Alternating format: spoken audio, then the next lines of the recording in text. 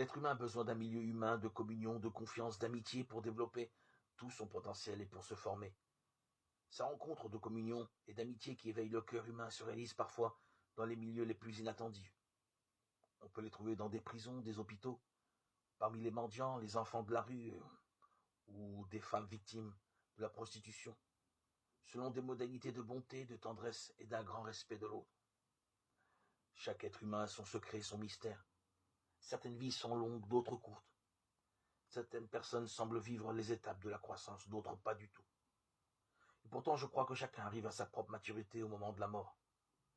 Pour certains, on voit clairement le sens de leur vie. Pour d'autres, on ne les voit que difficilement. Personnellement, je crois dans l'importance de chaque personne, quelles que soient ses limites, sa pauvreté ou ses dons. Il y a un sens à la vie de chacun, même si on ne le voit pas. Je crois dans l'histoire sacrée de chaque personne, dans sa beauté et sa valeur. La personne existe dès sa conception.